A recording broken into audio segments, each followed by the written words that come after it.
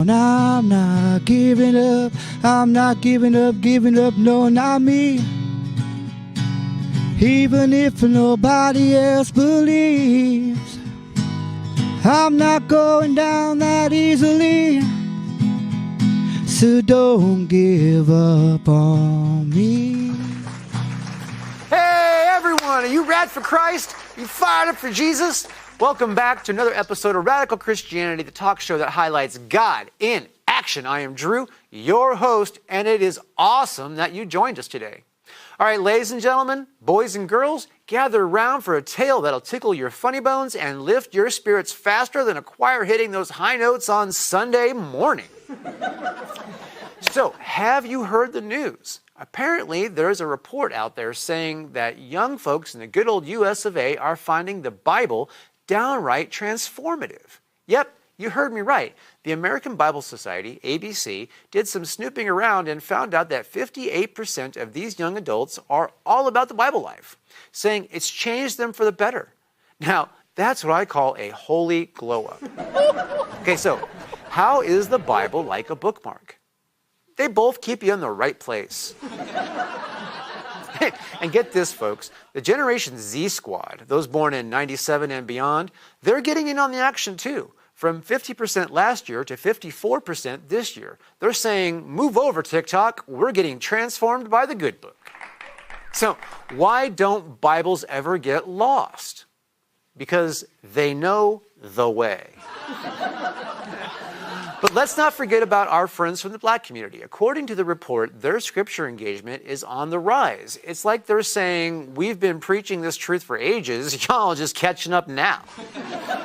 Now, I know what you're thinking. With all this Bible buzz, are Christians thriving or are they ailing? Well, buckle up because the numbers are in. We've got 21% saying they're thriving in their faith, while 28% are feeling a little under the weather spiritually.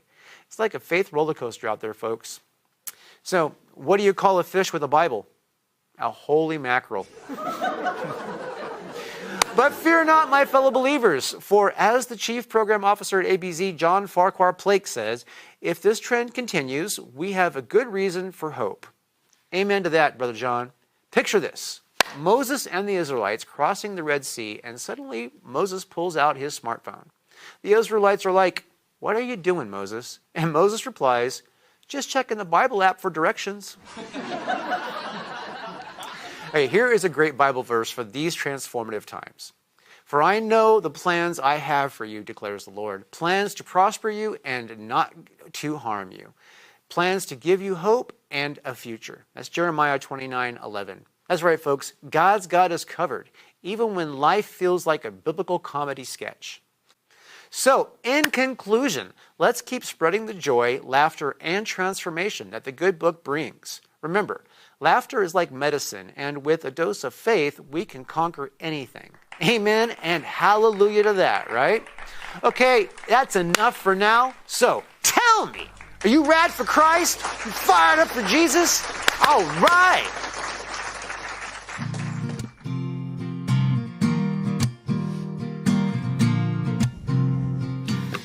Ladies and gentlemen, got some fun guests for you today. First up, we have a gentleman who is all about Jesus and life transformation. So let's have a huge, warm welcome for Rick Falcon. Hey,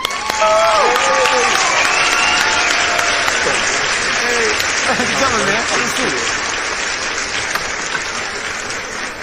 Rick!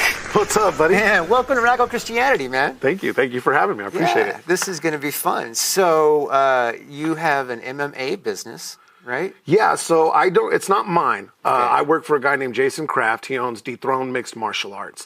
I run one of his locations. I'm the founder of the new fight team for Dethroned Mixed Martial Arts. And I also, so I run one whole location for him, our Clinton and Clovis location, and he runs the Sean Marks location, and it's just a perfect partnership. It is my retirement job, and I love it. That's awesome. Yeah. All right, so what we normally do here is we talk testimony to mission. So why don't you get us started with how you met Jesus? Yeah, man. So I met Jesus as a kid. My mom, when my parents got divorced, my mom got us into church real quickly, Pentecostal church. I loved God as a kid, but I definitely rode that path. My parents, since they were divorced, I would live back and forth between each one. So when I lived with my mom, I was Christian. I went to her church. When I lived with my dad, we were Catholic. When we were practicing, so it was always a little confusing for me. Like I did First Communion as a Catholic because my dad was very much wanting me to do the Catholicism thing, and my mom. She had me do the baptism, the pray in tongues, even all that stuff as a kid, go to all the Christian camps, don't watch any movies with cuss words or any of that. And so by the time I hit teenager and nobody was really in charge of me anymore, I just hit the gate running, man. I just ran right towards sin. Everything for me was just to be accepted, man. It was weird because my mom, sometimes she didn't want me to influence my brothers negatively. So you got to go live with your dad. And my father was on drugs, so he was like, you got to go live with your mom. And finally he got his life right when I was a teenager in high school, but it was always still back and forth, and when you're just getting your life right, I'm a sophomore in high school. He's just barely getting his life right in 94. It was rough, man, because we were poor. We lived place to place. He had to go to his meetings every day. I would have to live with friends sometimes. It was rough, man. So I ran by my own drum, whatever it was. But I always had that seed of God in my heart. My mom always, oh, I'm praying for you. And I had family out here in Fresno, actually. Because I would say through those teenagers years to young adults, I got into being a bouncer at different bars and clubs, and things would just get progressively worse with drugs and alcohol. I mean, just a wreck, man. I was homeless. I'd be in rehabs, transitional living houses, trying to figure it out, just trying to get it figured out. But I had this one aunt that lived out here in Fresno. She was married to my uncle. He had changed his life, got saved when he got with her. And my Aunt Brooke lived out here. And so anytime I was just in the ruts, had nowhere to go, nobody could take me, I could call her. And she was like, yeah, go get your nephew, bring him out here. And she'd make me go to church. I had to go to people's church, and I had to go to, celebrate recovery and all these different things. And so when I was out here, man, I would do my best to ride for Jesus, but I was definitely living that on the fence. Sin could easily take me over at any time and take me right back out, and I'd head back to Sacramento or Hayward. But I was so reverence of the Jesus that she worshiped that when I started catching myself slipping, I just left because I didn't want to. I had a real fear of God. I had a real fear of God. So I think that's the one thing that got me. And then, eventually she couldn't take me in anymore. And I ended up catching a case, a pretty serious case, and going to Placer County Jail. And while I was in there, I remember thinking, dude, I need to get my crap together. This was 05 of this month, actually. So May of 05, I'm in jail, Placer County. And I remember I'm like, I'm going to go to this AA meeting at the jail. And all of a sudden, it's like they're telling me the AA meeting's canceled, chaplain's coming in to do church. And it's like a Wednesday, and everybody's like, man, I ain't trying to go to church. And I was like, I'm going to go. I just want to get out the pod. I want to just, stinks in here, and I'm going to go to church. And so I went, and the chaplain looked at me. It was a trip. There was only 4 of us in there. And the reception pod was probably 80 guys. And so with only 4 of us in there, I remember the chaplain looked at me right away. And he said, God's got something different for you. And he grabbed his Bible and he stamped it with this little chaplain stamp. And he said, with this stamp, he goes, this is your property. Nobody could take this from you. If they take it from you, you can sue them for civil rights violation. You'll be a millionaire. This is the one thing that's your property in these jails. I don't know what your crimes are, but whatever it is, this is your salvation. He goes, I'm going to be at church on Sunday for the reception pod. Let me know what your decision is. And I stayed and I listened to the gospel that he preached, and it lined up with what I had always kind of knew with my mom, and especially lined up with what my aunt taught. And so I got out. I got out of that church and I went back into the reception pod with the homeboys. And I remember it being like, dang, man, I got a decision to make. Like, what am I going to do? And so I remember, because I was active in the prison gang, in there for me. And so I remember telling the guy that's the big homie, hey, I'm not going to do this no more, dude. I'm out. I'm going to be in the Jesus car. I'm going to be reading my Bible, praying. That's it. I'm done. And he's like, no, you can't do that. That's where you don't want to do that, man. We need you here because we'll have to remove you. You'll be removed, bro. Like, we'll have to cut you and everybody will know you're a dropout. And I said, I understand. I said, I'll be on my rack reading my Bible. You guys do what you got to do, man. I said, I'm going to be on here reading my Bible, praying. And that's what my decision. And I waited for it. I waited. It was Wednesday night, and I spent the next 3 days just reading my Bible, praying. Well, on Saturday, they call my name with a bunch of other guys. We've been classified and we're going to go to general, So I'm like, hold up. I tell the guard, hey, hold up. I really, really want to go to church tomorrow. I just want to see that particular chaplain, tell him I made my decision. And he goes, I've been watching you. You haven't been hanging with the homies. He goes, you know what? I'm going to let you go to church tomorrow, but when you're out, you need to tell the guard so we can get you where you're going. I said, absolutely, no problem. Went to bed that night, 5 a.m. Rick Falcon, roll it up. I'm like, crap, it's a new guard. Tell him. He's like, what are you talking about? You're being released on an OR. He goes, you want to go home or you want to stay here? What do you want to do? And so I roll it up. They get me into booking. My charges were pretty bad. Impersonating an officer, second-degree commercial burglary, both felonies. And the guards in the booking looked at it and they're like, no, we can let somebody else out. Don't worry, the jail's full, but we'll let somebody else out. And they could not get me to not get released, and so they had to kick me from the booking. I ended up going to the transitional living house that I'd been kicked out of 3 times. Told them what my plan was. And ended up graduating that program, moving to Hayward, getting a job with the police officer, doing kitchen and bathroom remodels. And I fought my case the whole time in Placer County while living in my hometown, Hayward, working for that cop. I told him the whole truth about my life, what I'm doing. He even let me be on house arrest the whole time while he worked me. And, it was like, I just knew that like God was with me. Like no matter what, like I was like, he has a path for me, he has a vision for me. I didn't know what it was because it sucked. I hated being in rehabs. I didn't like working for a police officer. I didn't like being on house arrest, but I knew that God was doing something in me, And at the time when I was on house arrest, I was very much into mixed martial arts. And before that, I always was. As a little kid, I'd watch like Ernie Reyes and Jean-Claude Van Damme, and I would practice my kicks all the time. Me and my cousins would play fight. I mean, we did karate since we were 5, all of us kids. And in school, from elementary through high school, because I was always in new schools because of my parents sending me back and forth, I just fought a lot. I was a fighter. I just didn't like to be disrespected, and it was so not smart, But that was who I was, and that's who I was in not in Christ. That's who I was in the world. And I knew that God wanted to change them. So I remember being on house arrest and watching The Ultimate Fighter and being like, man, this is freaking cool what these guys are doing. They're sacrificing to get in here, try to make a name for themselves. Nobody knows who they are.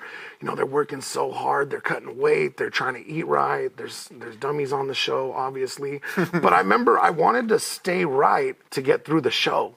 I didn't want the show to end. I didn't want to go relapse or do anything because that always played a part, in my head of it. But, I just felt like, okay, what am I going to do with my life, And I remember the recession happened, and I didn't know what I was going to do. The construction industry collapsed. That officer had to go back to being a police officer. He had to close his business down. So I moved back from Hayward to Sacramento, and there's a recession. I don't have no skills, and I just got off house arrest, and I'm trying to figure it out. I could do kitchen and bathroom remodels, but there's nobody building any kitchens and bathrooms. And I got a job driving telecommunication engineers around in the vehicle that I got off Craigslist for $10 an hour. And so these guys were upgrading the cellular networks, 2G to 3G, so you could send pictures, smartphones, right. And I just drive them around. And so you spend 12 hours with these guys 6 days a week, driving them wherever they tell you, while they're collecting data off the towers. And the guy's like, dude, you're just too smart for this to be a driver. And I'm like, really? And he's like, yeah. He goes, you got any background in technology? I said, I do. I went to Heald College a little bit, didn't graduate, but my dad is a big tech guy, and I always had a computer in front of me and he's like, he goes, I'm going to see what I can do. And so he talked to the owner of the project, and the guy was like, all right, we're going to send him to the schooling in Livermore, California, and put him up in a hotel, an apartment, everything. He goes, if you do good, you got the job. And I ended up being really so good that the guys that were coming out of Texas A&M with their master's degrees in engineering and all that, I was taking them out and teaching them how to do it. And the guy that ran it, Anwar, he's a devout Muslim, and everybody that worked for that company was Muslim, except for me. I was the only Christian. And I'm telling you, when you sit in a car with people for 12 hours, they want to convert you.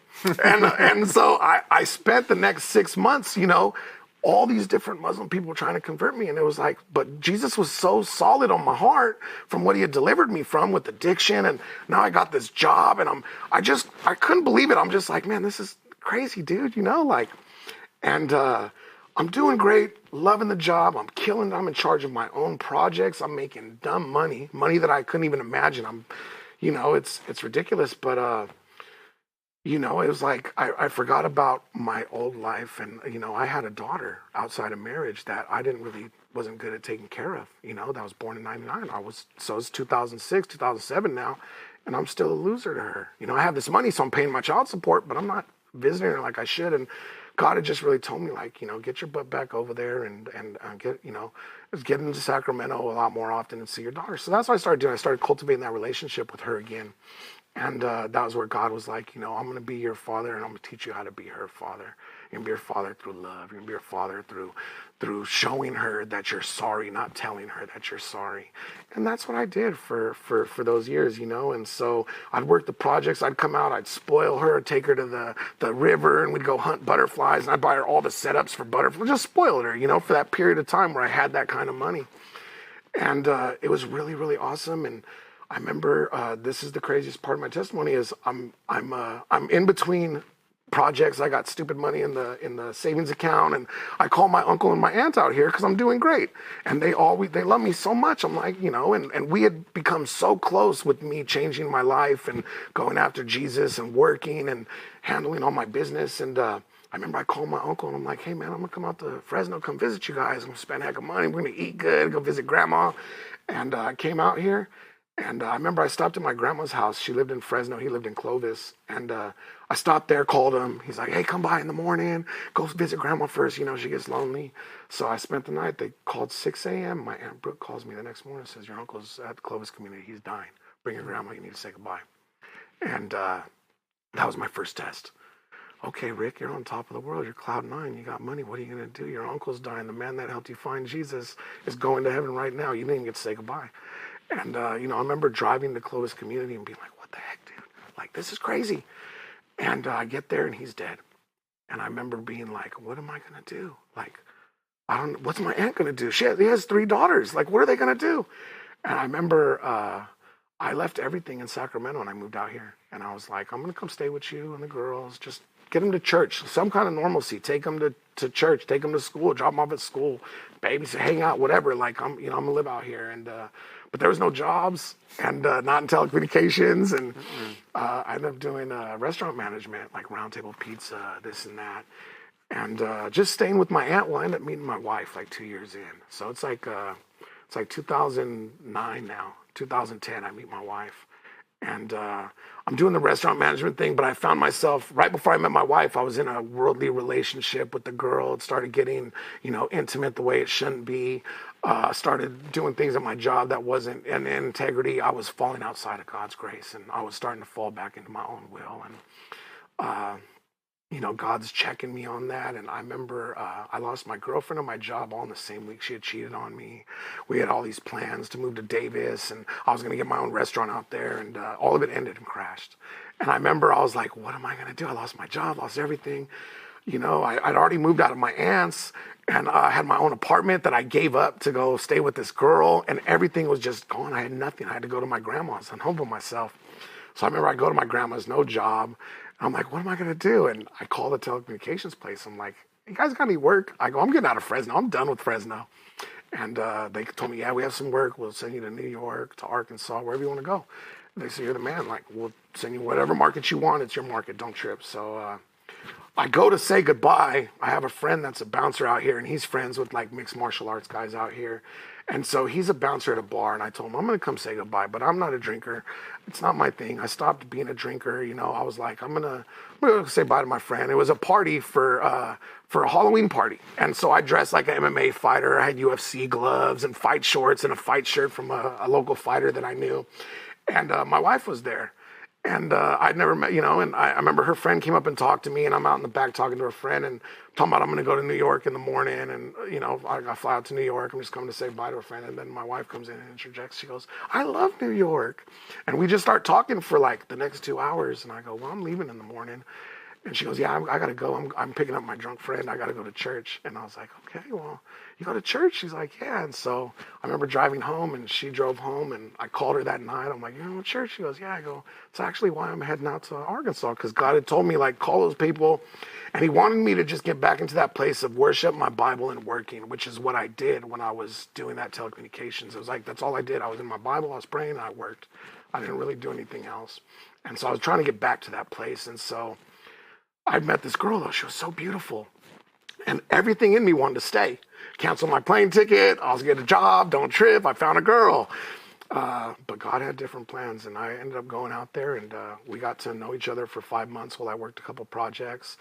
Fell in love over the thing. I came home 2 weeks later, asked her to marry me. Got a job, you know, back in the restaurants. We got married after a year of knowing each other. She's been you know, it's been 13 years now that we've been married. She's a great mom to my oldest daughter. We just had our first grandbaby. My oldest daughter had a grandbaby. While I was working in the restaurant industry, I would do a lot of fundraisers for fighters out here and for local competition people, you know, and for the local gym for Dethrone especially. I just was really hot on Dethrone. But I couldn't train. I was out of shape. I had jobs. I had family. I couldn't train the way I want, you know, like I wanted to. But I would do all these fundraisers, and I ended up doing a fundraiser for a guy out here, pretty famous guy, Dwayne Zinkin. He was a manager, one of his fighters that he managed. So I did a fundraiser for him, and Dwayne Zinkin showed up to my restaurant at Chronic Tacos. And I remember being like, oh my gosh, my business hero and all MMA is here. What am I going to say? Start telling this dude my story. And I get to the jail part. He don't want to hear no more. He's done talking to me. He starts talking to other people. And I could tell he's basically closed off, you know, like he heard enough. And I was determined that I'm going to tell this guy my story, and he's going to hear my story. And so I kept hitting him up in his Instagram, email, everything. And he finally responded. He goes, why don't you bring some Chronic Tacos to my office and you come tell me your story? And so when I got there, it was his dad, him, a couple famous MMA coaches from San Jose that I looked up to and admired. You know, he had a FaceTime with UFC champion Daniel Cormier that he's talking to, you know, and I'm walking in this room with Chronic Tacos, and he's like, tell me your story. And I told him, you know, what God had done for me and just, you know, everything. And he loved it. He was so moved. He called the owner of Dethrone. He was like, I got a guy for you that'll change your business. You'll never find a guy with more passion about MMA than this guy. And they gave me a working interview. Next thing, I blew that out the water, I guess. And next thing you know, I mean, I'm doing their social media on my own little social media. I got like 400 followers. And the owner just fell in love with me, man. He just, you know, we just vibed so much. And he was like, he just started trusting me with everything. He goes, hey, I got a location. It's crashing. Can you take over that and help me build that up and get me members? And, you know, I was like, let me get retail for the business. Let me get this. Can I start a fight team? Oh, no, you can't start a fight team. They cost money. And and I said, but what if I can do it and it brings money? And so he's like, you know what, I'm just going to trust you. And so he's basically treated me like an owner for 5 years. I've worked for Dethrone Mixed Martial Arts under Jason Kraft. He doesn't really have to work much. He's gotten married since then, had a baby. He just kind of coaches the wrestling because that's his passion. We've hired the right amount of people. I've helped him build and find the right people to add to the team. You know, helped him handpick all the coaches at my location.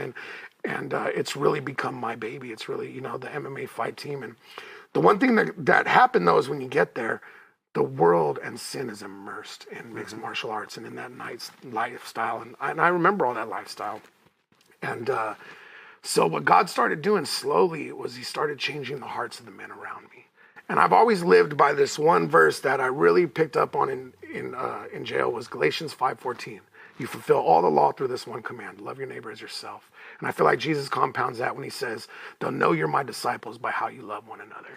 And so what I started doing was I said, okay, I'm going to no longer put my personal convictions. I'm no longer going to put the on anybody. I'm going to literally love people and trust God to do his job 100%. I'm going to love them right to the table of repentance, and I'm going to let God convict their hearts. I'm going to let the Holy Spirit bring repentance to them. I'm no longer in charge of that. That is no longer my job. My job is to love you and show you the love of Christ so that all the laws will be fulfilled.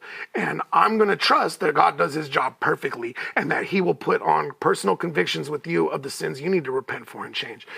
Since I've been doing this, I'm not going to put her name on blast, but there was a girl that was full-blown lesbian in a lesbian relationship that, You know, she ended up moving away from Fresno. She worked for me at one of the restaurants I worked at, and she ended up moving with her girlfriend away and getting a job. And she kept calling me every once in a while to check in on me. I was her real favorite manager.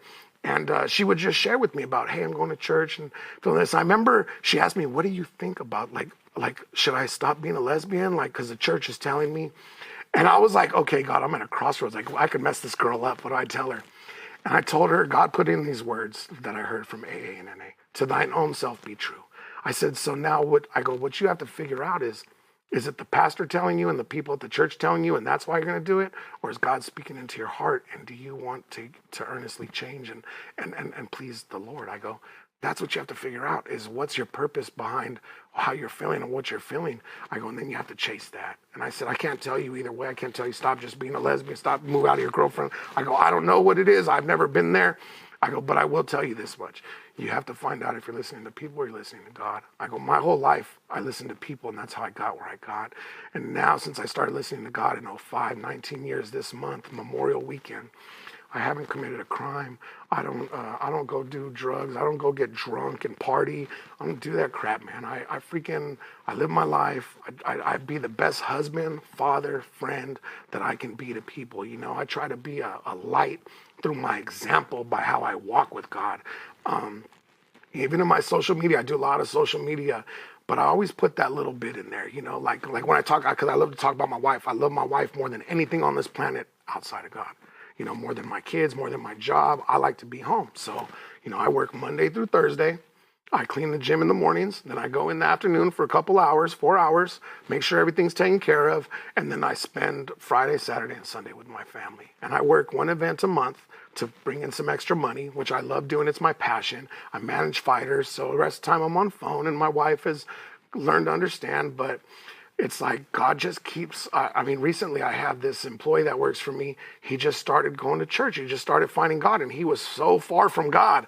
But it's like I'm letting people find it organically with themselves in Christ. And I'm just being the example and the love. And I'm trusting that the Holy Spirit will continue to do his job. And that's basically where I am in my life right now. I am blessed beyond measure. I don't make a lot of money, but me and my wife have lived month to month for over 8 years. And we've never really had a savings. I don't know what happens, but I know that God has provided a lot of people that have come through for me. You know, the owner of Dethrone, that guy has come with me when I had neck surgery. He made sure my paychecks were paid while I rested, while I had surgery. I couldn't, work.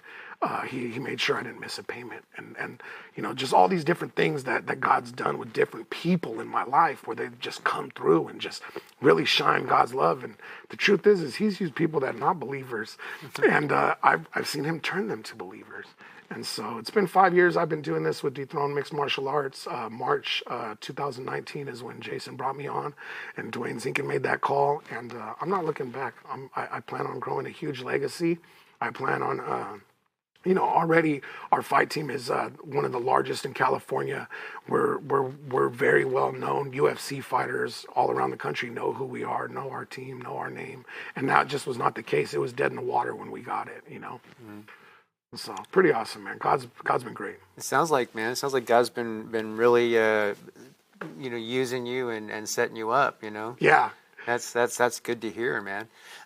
So let me ask you this. What do you think God has on the plan for you next? I mean, obviously you're doing the MMA stuff, you're doing time with family. That's always important, you know what I mean? I imagine you're going to church somewhere. You go to the Ironman stuff. That's how I heard about you through Pat. Yeah. Are you doing any kind of men's ministry, or are you just kind of like leading by example with the men around you? I've really, because I've spent a lot of years. I went to when I first moved out here. I got very locked into churches out here. I've been youth leader. I've been children's ministry at People's Church, from big churches to little churches. I've been in here serving. And the one thing that God told me is, I need to get you out of these four walls because I'm stifling you. You're being stifled in these four walls. You're not living at your full potential. There's the lost world out there. And guess what? That lost world looks at you and they respect you. And they know that you've been there. And so one of the biggest revelations God gave me is, It's easy to tell somebody how to get out of help, but it's a lot harder to jump in the pits with them and walk out and show them physically, manually, with your internal strength, your mindset that God has given you, that you're powerful and victorious, because a lot of people don't operate in that victory. And so for me, man, I don't really know what it is or what it looks like, but eventually I want to start a chaplaincy in basically for UFC fighters, Bellator fighters, boxers, but a real chaplaincy thing where these fighters have a real place that they can get off of their chest, because a lot of these guys, they come from the streets. They come from nothing. They have nothing. Sin is all involved in their life. Some of them are robbing to just make ends meet to pay their, and it's like, whoa, what are you doing out there? Like, so God has me in the trenches right now. And so all I'm trying to do, man, is I'm trying to make sure that I stay afloat through my convictions, through my personal inventories that I take, through God checking me, because listen, man, I fall into sin just like anybody else. The difference is that God brings me to a repentant heart, that I sit there, that I really stew on it, that I remember what it does, who it's affecting, who is it hurting, not just me, not just Jesus, but my children. It has real ramifications for my children, for my wife, for these fighters, so I feel like God's representation in me is at stake. And so I don't ever want nobody to say Rick's fake. Yeah. That's not real, that's not real. I want people to say, no, that's the Rick I've known for 5 years since he's been doing this. He hasn't changed up. Yeah, integrity is the only thing someone can't take away from you. Yeah. Yeah. That's the one thing I have that costs more money than the planet has, is my integrity and my word. Well, we are out of time. Dang. Thank you so much for coming on this show. Yeah, absolutely. Man, I know my audience is going to get a huge kick out of this, man, because you have a lot to say, and what you're coming from is pretty serious. So it's a great testimony, and I love to see what you're doing. Yeah. You know what? We will stay in touch, and we'll see how we can get you back on the show. Let's for go. Follow-up stuff. And, I'm down. We'll keep with this. Keep up with this, man. Yeah, it's only going to get better. Yeah. We have a saying here on Radical Christianity that is, you're definitely rad for Christ. You're definitely fired up for Jesus, and we'd love to see that here. God bless you, brother. Let's go.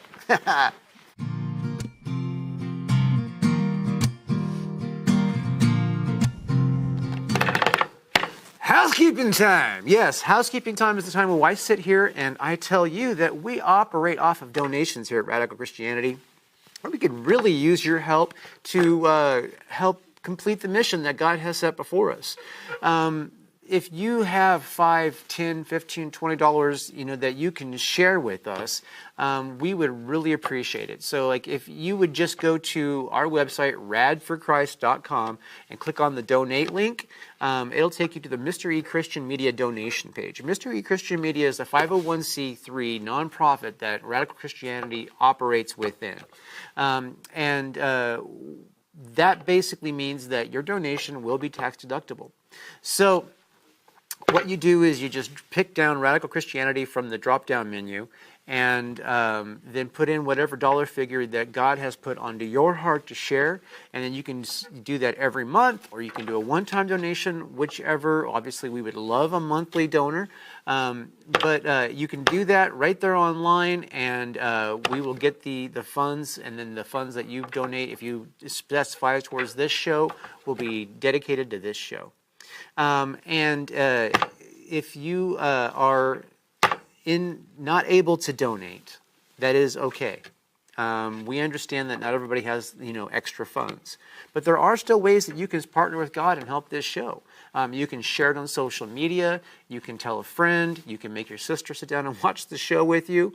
And if you don't want to do that, what you can do is you can pray. You can pray for me. You can pray for the show. You can pray for the people that volunteer on the show. You can pray for our guests. We all need your prayers. Everybody needs prayers. And you are the one that can pray. So we appreciate you. We are so glad that you joined us. And now on with the show.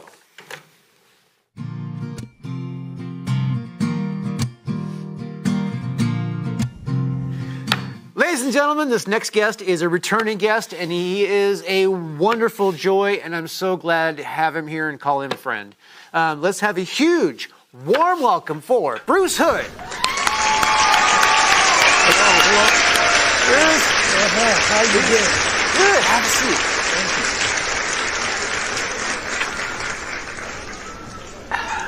Bruce, welcome back to Radical Christianity. Yeah, it's always good to come back. I always look forward to it, and you guys are doing such a great work. It's it's an honor to be here. Well, you know what? You're doing a great work too. Last time you were here, you were transitioning between church buildings. Mm-hmm. How's that going? It's still going slowly, but surely. Yeah. We was over at the new building and the old facility for 1 year. I would have service at the new facility at 10 a.m. Sunday morning, and then we'd back at the old facility at 12. And I wanted, while we was in that transition, I didn't want the folk from the old church, from the old facility, to come over to the new church. I wanted to have a challenge just like I did at the old church, building the whole complete congregation like from the ground up. And brother, I think God heard my prayer because we've been packing out on Sunday morning. Right now we're back at the old church, and by the way, the old facility is up on the market. Mm-hmm. The new facility is probably 89% done on the inside as far as remodeling. We pulled all the pews out, put in new chairs, laminate hardwood floor. We enlarged the stage about 5 times as big as it was, and ceiling work, and so we're about 89% done with that project. We've acquired a 12 by 45 module for the back. Oh. That's probably 80% done remodeling. We did all the facial, and now we new windows going in and new doors and little work on the inside. That module is going to actually be for Pastor Zash Lumea. Now, Pastor Zash Lumea, he's got a great ministry in the Congos. Yeah, he's been on the show. Zash, yeah, you know Josh. Yeah. And so him and I, we both kind of work together over there. I pastor the church. He'll be in the module for missionary training missionaries to go overseas or wherever you're going to take them to. Right. Also, that module is going to be used on Sunday morning for a children's ministry. Oh, okay. But we've got another module coming in, probably about 4 times as big as the 12 by 45. And we got a lot of great vision, Drew, I tell you. And God is doing it all too, a little at a time. The finances are coming in, the laborers are coming in, the prayers are working, and God is moving. That's awesome. Yeah, and so we see that neighborhood where our church, where the new facility is at. Mm-hmm. It's probably one of the most notorious, dangerous neighborhoods for gang shootings that there is in Fresno. So you went to a more dangerous neighborhood. Man, that's where everywhere I go, that's where God takes me. I never get to enjoy peace and quietness. It's always a challenge, man, a big challenge. But we got some great vision, and like I said, it's coming to pass. That big module. Actually, the Fresno Rescue Mission donated that. It used to be the building what they had for the academy. Okay. And it was donated to Dr. Zosh, and so now it's over there with us. And that big module is where we're going to have a lot of different helps and offices. For example, EOC has talked to us about hopefully coming in and setting up office here, and they just provide all kind of help for the community. Right. And then we've chatted with Hope Now for Youth. We don't know exactly who's all coming, but we opening up for help like that in the community, and that's so that community and people over there can receive the help what they need. You know, the people over there are poor. They're very, very poor. Right. And and sometimes you get homeless families over there. They don't know what to do. They don't know where to go, and we want to be there to help them and to direct them. Right. So we need organizations like EOC and other people like that, Housing Authority. Anybody like that can help in the process of helping the poor people to be able just to live some kind of easy condition of life. And so Right. Yeah, I mean, it is hard all over, but I mean, on that side of town, it's extremely hard. Yeah. Well, It's not like they can size down. You go when you go from like the cheapest housing possible to to you can't afford that. What are you going to do? Yeah, and that's why God put us there. I'm never it only takes me a minute to figure out why God is taking me to the places where He's taking me to. After I'm there just for a little while, then I see it. I don't ever really know what's going to happen or why I'm there and this and that. But when I get there, after some time, it's come together like a puzzle, and I know that God put us there, to be a helping hand to the poor people, and everything He's given us to work with is to help the poor people over there. Right. So and not just help like housing and things like that, but the real help, is spiritual. Right. You see, and so in the midst of doing all this, my first priority is get the seed of the gospel planted in the hearts of the people over there. Right. So it's a great work. Great. Well, the thing about that is there's nothing more uplifting than the message of Jesus. You know what I mean? Yeah. So if you are in a desperate state,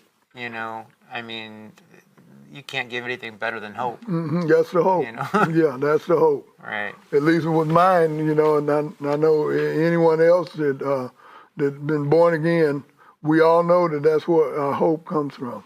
So, and that's what we're there for. And things are coming along and moving, and eventually we'll, one day we'll be all set up, to really serve that community like we anticipated.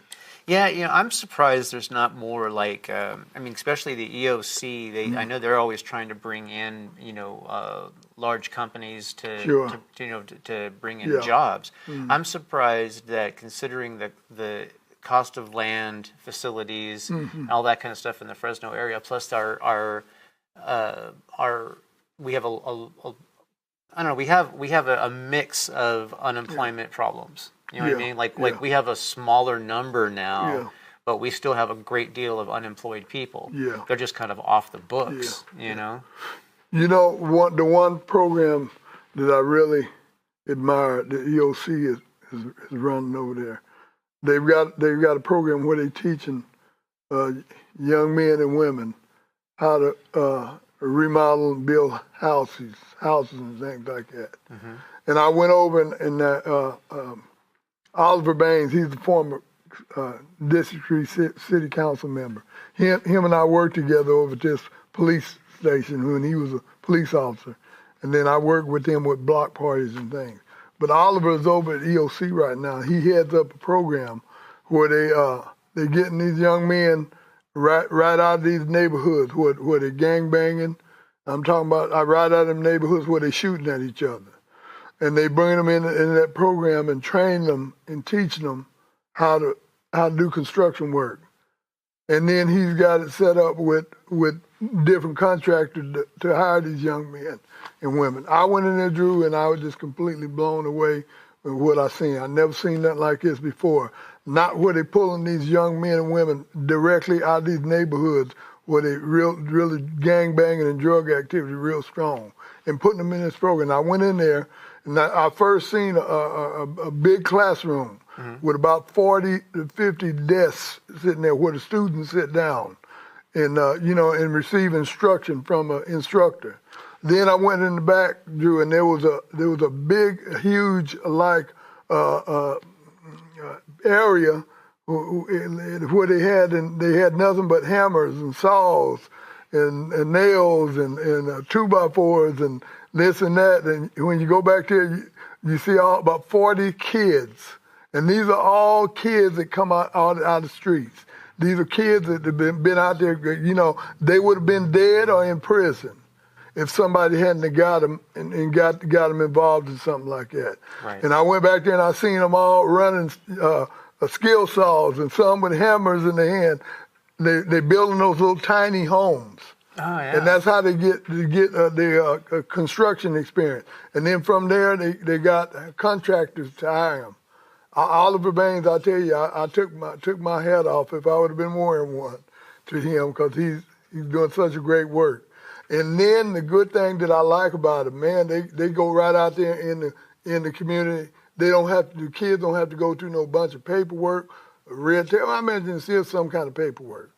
But sometimes, to get them involved in some kind of program like that, it may take 2 or 3 weeks, Right. going through all the qualifications. And with their program, man, they pull them right out of them neighborhoods and put them right in that program and begin to train them and teach them the right things in life. And that's what I really, admired about it. And I know it's true because when we went and visited with him, we had an encounter with a young man that was really, he wanted to do something with his life. He didn't know what to do.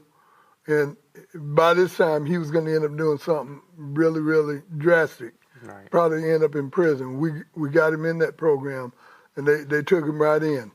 And we went back over there a week later, and, he's back there with a saw and hammer and all those things. And so that's what I like about EOC. Well, construction work pay is really good. Yeah, So I mean yeah. that goes from having nothing to having a decent Yeah. life real Well, quick. And it's not just that. It's just these young men and women ain't got nothing to do but do all that they're doing out there in the street. Right. And then when they got something to do like that, it keep a lot of times people just need something to do. Right. You see, and so Yeah, I mean it's been my understanding that the reason why we have such a huge drug epidemic and crime problem is because the availability of jobs and no one wants to hire. You know what I mean? It's like Sure. they would rather run a lean staff than hire somebody who's from a poor side of town. yeah, well that's got something to do with it too. But, Plus, getting to work is getting to work is trouble. I mean, the buses aren't reliable. Yeah. People can't afford cars. You know what I mean? Yeah. Gas is like $5 a gallon. Yeah. So God has put us right in the middle of all of that, and then giving us a little favor with EOC and other people. So when the facility is all up and done, we'll have office space, and what we're building is going to be kind of state of the art type of stuff. It won't be no rundown shack. Right. And so we building something that is saying come over here and help us, and it's looking good. I mean there hasn't been no 100% positive. Yes, we're coming in, but it's moving that direction. Now, what else is in that neighborhood around there? I remember looking on the map, and you guys have some pretty big things like as neighbors. Well, we next door to Chandler Airport, Right. and then Kearney Cooley Plaza, probably one of the biggest apartment complexes, is right there, and it's filled with houses, so there's a great feel. To work in. There's people everywhere all around us. Right. We kind of right in the center of it. So, yeah. Well, now Chandler Airport, that's a pretty big deal. Yeah.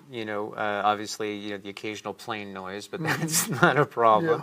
Yeah. But Well, see, Chandler Airport, too, they kind of on board with what we're doing. There's a government program, that's extended to African Americans to teach them those things that they need to learn about, like airplane mechanic, working on airplanes, and even as far as going to school to be a pilot. Right. And they got some of those programs right there. So that's another one of our plans is to make strong contact with Chandler Airport. Our thing is the reason we there, Drew, and I know it, and it's clear, is to get involved in people's lives and help them whatever way we can. Right. And so God has given us that building over there, the property, and then He's providing people come alongside us financially and helping us. and things is happening every day over there. And That's awesome. I can't believe it, but I understand now, about the will of the Lord. And when you're in God's perfect will, you see things happen supernaturally. There's some things you can't even explain, but it happens, in the supernatural world. And of course, God is behind it. Right. So I'm experiencing that right now. Right now, my relationship with God has never been at the plateau it's at right now. Never been. Yeah, well, that's got to feel good on its own. Oh self, man, yeah. I'm saying, wow, every day. Wow, this is a real God we serve. Yes. And I'm watching Him go before me and just pave the way and do things. And it's really it's different now in my life. It's different. I just I'm just experiencing. Now, you're still feeding people like crazy with Feed My Sheep, right? Oh yeah. Well, that's full time. 5 days a week I'm out there, and we probably deliver 40 pallets a week of food from different sources. We work with the community food bank, and then there's several other organizations and some of the bigger supermarkets that we pick up it from, and a lot of produce warehouses.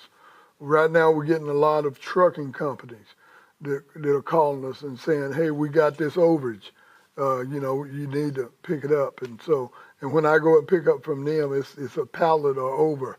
Usually it's chicken or something like that. And we've got different places and people that we work with.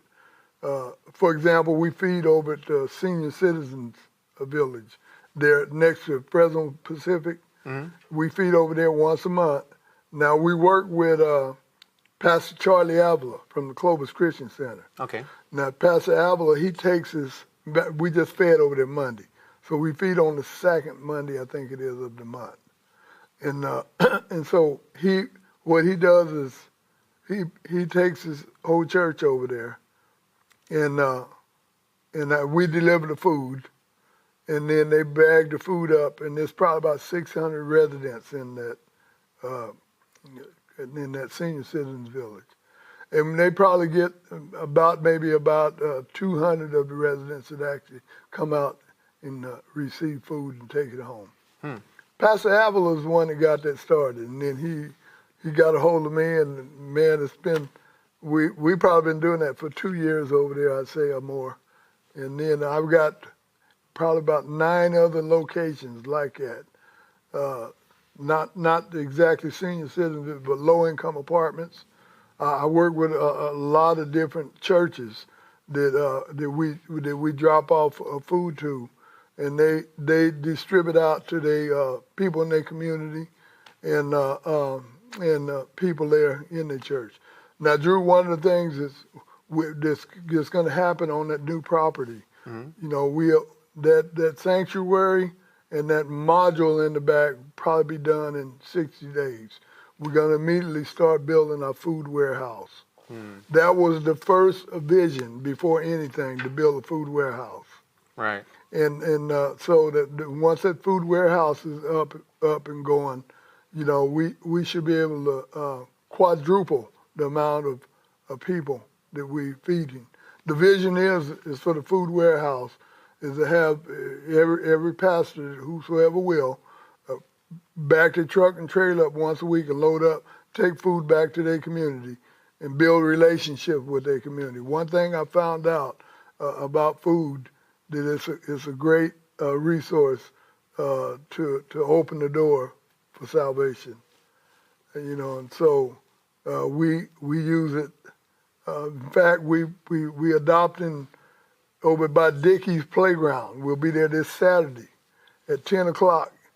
Now, is that No, those are 2 other events. This is our community baptism that we have once a year at Lost Lake. So what's going on in Dickey's Park this weekend? Well, it won't be exactly at Dickey's Park, but there's a house located right there across the street from Dickey's Park. Okay. And we take food over there, and those people that live there, they host a food giveaway there in that neighborhood.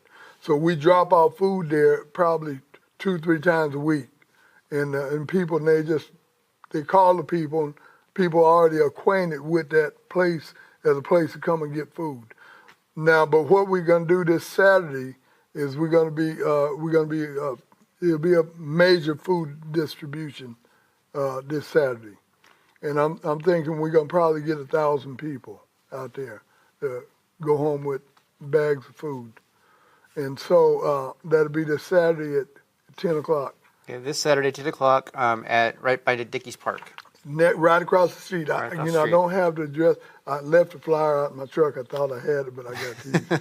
But anyway, it's right directly across the street from Dickies Park. And it's right there on a little street called Vorman. Okay. I did remember that. And we'll be there at 10 o'clock Saturday.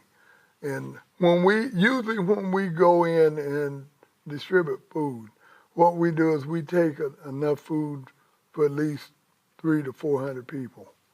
And then we usually just drop it off, and then someone else, whoever we drop it off to, they have all the help and all the people to bag the food up and give it out. See, that's what I do with Pastor Charlie Avila at the Senior Citizens Village.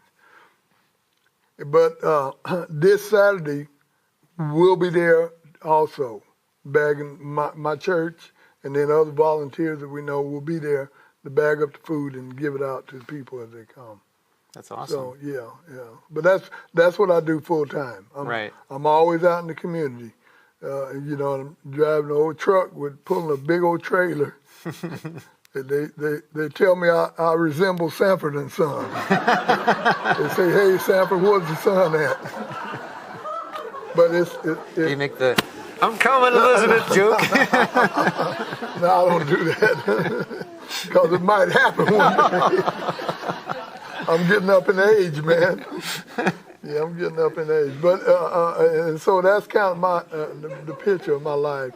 Every day I'm out there and I just haul food. I love it, man. God has given me so much peace and joy within doing it, and I don't want to do nothing else because that's where I get my joy from. So your new location, you're not having services there on Sunday right now? Not right now. Not right now. Not right now. But for 1 year, though, I was having service there at 10 o'clock, and then we'll go back to the old facility at 12.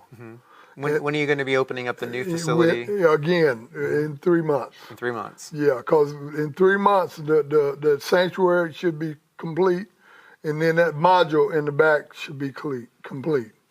And then right after, but we'll open up service there, and then we're going to start building the food warehouse. So, basically services will start there in, roughly August? Sometime in there, yeah. Okay, cool. Yeah, and so, yeah. So we'll be praying for that. But though, a funny thing happened.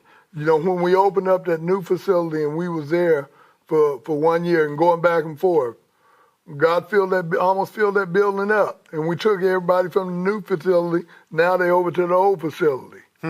And so our church has never been that full, and so I just see God's hand, working in God's will.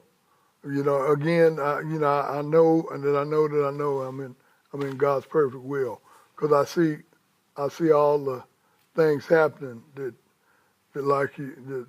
have me every day saying, wow, and so yeah, probably within 3 months we'll be back over at the new facility. All right, well, cool. So Yeah. we'll be praying for that. Be praying for the food warehouse. Yeah. And let's pray for these events. You got community baptism. We have that every year at Lost Lake. Okay. And we didn't do it for the last 2 years because last year the water level was exceeded so high, the lakes was all closed. Right. And then I think before that, COVID had something to do with it, something. But anyway, it's been 2 years since we've been there. But I've been doing that for probably about 11 years. And what we do is we transport people out there, and we have a big barbecue all day. Kids up to a certain age can go fishing free, and so we take a bunch of fishing poles. We have a lot of men that volunteer to take the kids fishing. We have a baptism right there in the lake. And before the baptism, we have a class on what baptism is all about. Most people that are kind of unchurched people, they're under the impression that once they baptize, they're ready to get on the Learjet into heaven.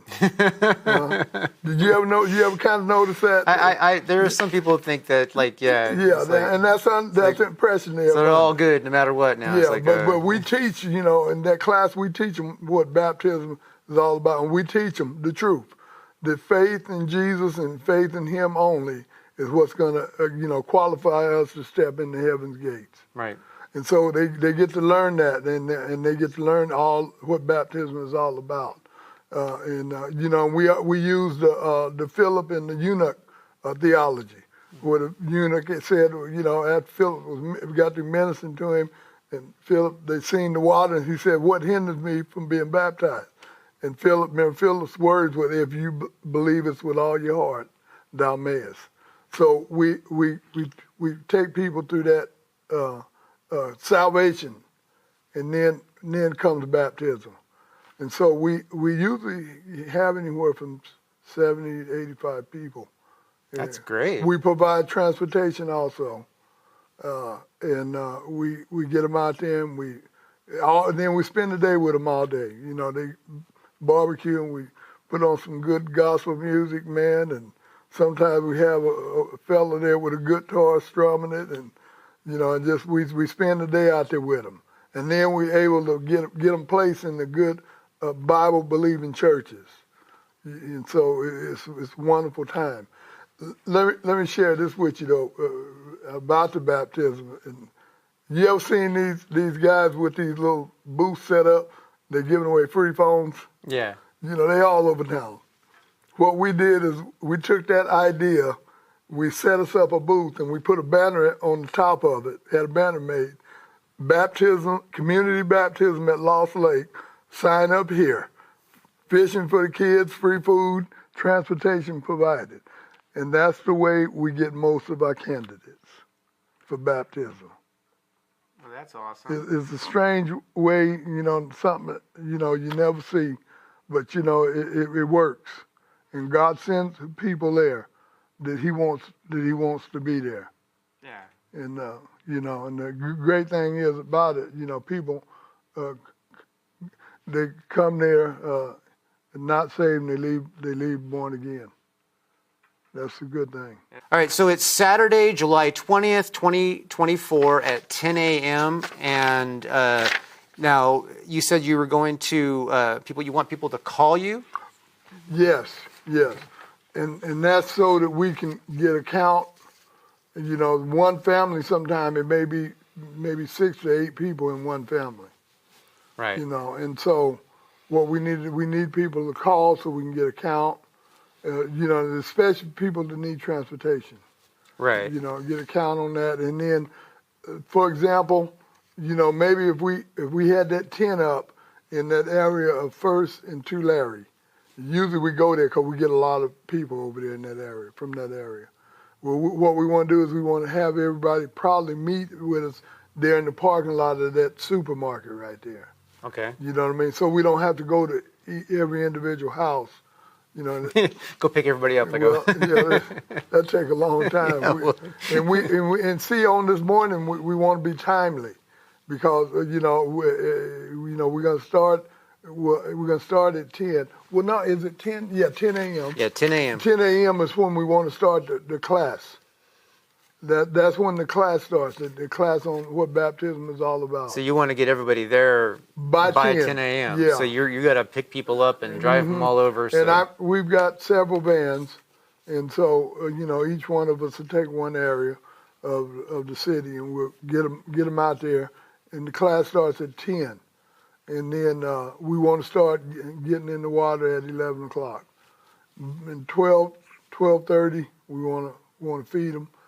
We have a great barbecue dinner ready, and Nice. Then from that point on, we everybody just kind of enjoy the day, and then at a certain time we tell everybody to load up. Time to go home. The kids really love it. I enjoy it. Not only do I get to be part of doing God's work, for salvation. But those kids, a lot of the kids that we take out there, none of them ain't never been to the lake before. Right. They've been kind of stuck and kind of confined in the ghetto part of town.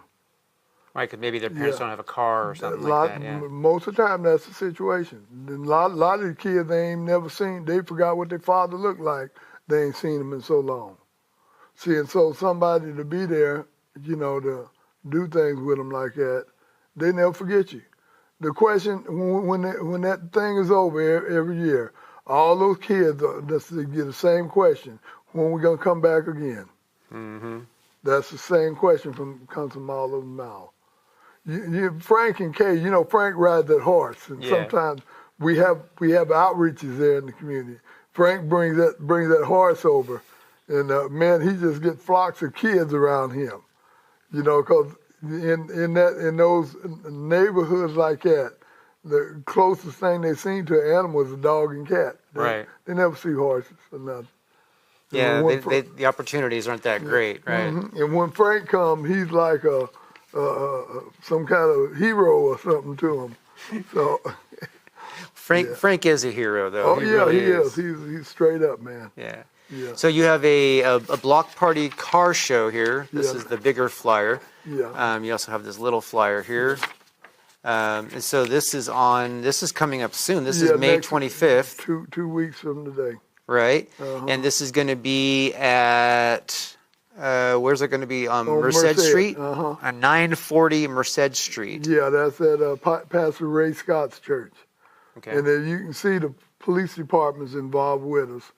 And they'll be blocking off the streets. We're going to fill the car up with custom cars. And I do say it says Cruising for Jesus. Cruising so for Jesus there's going to be some cruising on the road? Well, Cruising for Jesus is, you know, their ministry. Oh, is it? Yeah. Oh, man, that man right there is probably one of the greatest Christian car shows there is. Yeah, he's actually one that taught me how to do Christian car shows probably 30 years ago when I was a chaplain at the rescue mission. And right now we want to ask the whole community to pray for him. He's going through a storm. It's probably equivalent to Job. Yikes! And he's been. That's a pretty heavy duty one because Job lost everything and then got hit with boils. Everything except his kids are still alive. But he just a huge storm hit his whole. So we need to be praying for what's his name? Horatio Alleman. Horatio Alleman? We need to be praying for Horatio Alleman. Pray for him. If you can't remember the name Horatio Alleman, just say the Cruising for Jesus guy. He's the founder and director of Cruising for Jesus. Okay. But they'll be there with us. He comes every year. Drew, I don't know if you remember last year when I was here with you, we was having that show over at our new facility. Yeah. And remember we brought in the lead singer who's born again from the old school band, right? The Delphonics. The Delphonics, yes. Yeah. Now when he came, he drew 1,500 people last year. We had a crowd of 1,500 plus over there last year, and the gospel was preached. And I didn't even get a count of how many souls were saved, but the whole neighborhood was just lit up and on fire and loved it, and it was one of the greatest outreaches that we had. See, we have this is an annual outreach, car show kind of outreach that we have in that community. Last year was at our new facility. This year we moved it over to Pastor Ray Scott's church. And every year I want to try to move it around to a different church, you know, and be friendly and, you know. And get the word out to the other churches too. That's right. So it's coming up on May 25th. Yeah, May 25th, 10 a.m. to 2 p.m., 940 Merced Street. And if they got any questions, you can give them my phone number. It should be on this one. You'll put your phone number up for everybody. Yeah. So everything's free. If somebody out there listening, you got a custom car, bring it. Motorcycle, bring it. Bicycle, bring it. There's no entry fee. Everything's free. We're going to be feeding barbecued ribs and barbecued chicken to people that bring cars and motorcycles. Lots of food, a lot of hamburgers and hot dogs, and huge kid zone with everything. In fact, there's a pastor Raymond from out of Sacramento. He called. Someone told him about this man goes around to different cities and sets up outreaches in different cities all over. He's been up in L.A. and all over Pomona, and he wanted to come to Fresno, and someone told him about me. And so he called me, and he said, listen, someone referred you to me. We'd like to set up an outreach there in Fresno. And he told me we got big diesel trucks loaded with all kind of things, from bounce houses to games, food, all that, and they're set up, to have outreach. And he wanted to come on the 25th. Well, we already had this here already set in place. And so I told him, I said, well, we already kind of got an outreach set up on the 25th. And I thought, well, why don't you just come along and join with us on it? So he thought about it, and he called me back, and we both agreed that we would partner on this outreach. And so he's coming. He's got another church coming from Stockton, and then another one from another city. These are churches that follow him around all over and set up outreaches. He works with the Women of Valor here in Fresno. Okay. And I've heard a lot about them, and know some of them, and they'll be there. And then there's just should be God's people should really fill that whole street up, along with those people too that are coming from lifestyles where they need salvation. Well, that's awesome. All right, so mark your calendars for May 25th. That's going to be a Saturday at 10 a.m. to 2 p.m. on 940 Merced Street. You don't want to miss that. Bruce, we're out of time, but time goes by when you're having fun. And it's so nice to visit with you. I got to have on more often. I knew that you had events coming up, so we had to get these things promoted. Well, see, you caught me right at the time when I have most of my major events. Right now. Yeah. Well, right at the end of spring, the beginning of summer, that's when I know you have it all going on. Yeah. So that's kind of when I want you on the show, most importantly, so we can tell everybody. Well, thank you, because it helps us advertise what we're doing. Yeah. It works good for us, too. Yeah, definitely. Man, and what we have a saying here, I'm sure you've heard it by now, but, you're definitely rad for Christ.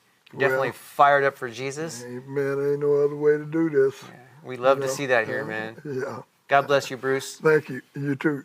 You too. Yeah.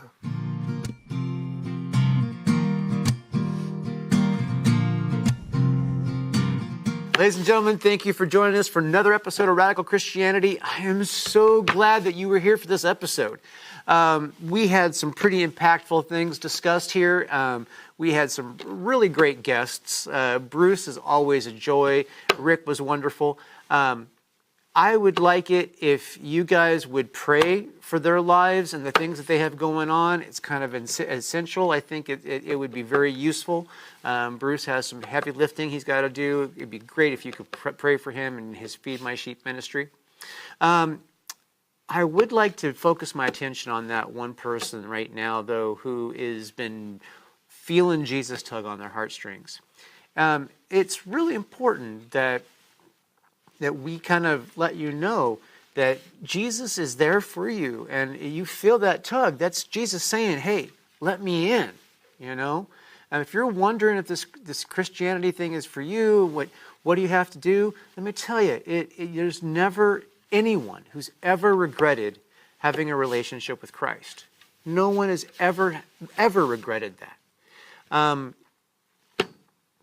All you got to do, if you want that to happen in your life, is just talk to Jesus and just say, hey, Jesus, I need you. Come into my life and change me. I am a sinner. I acknowledge I'm a sinner, and I need you to help me correct my path. Turn me into the person that you've designed me to be. Say something like that, and you're in.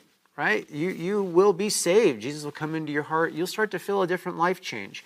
And I would love to hear about it if you said that prayer today, watching this show, or watching a rerun of this show, you can do that by going to our website, rad4christ.com. That's R-A-D, the number 4, Christ.com. And we have a form there called Got Saved. Just go to that form, fill it out, and then I will send you a Bible and a little gift to say thank you for joining us today and joining the family of God, just to celebrate you a little bit. We also have on that website a Ask a Question form. So if you have a question about the Bible or this show or something like that, we would be really happy to try and help you answer that question. Also, if you have a prayer request, we have a form for that. And please let us know. I will be happy to pray for you. My team will be happy to pray for you. We are here to serve. And this is the most important part of all, and that is Jesus Christ loves you. And so do I. Thank you for watching Rad Christianity. We will see you next week. And I'm not giving up, I'm not giving up, no, not me.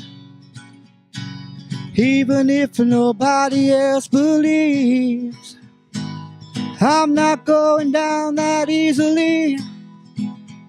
So don't give up on me.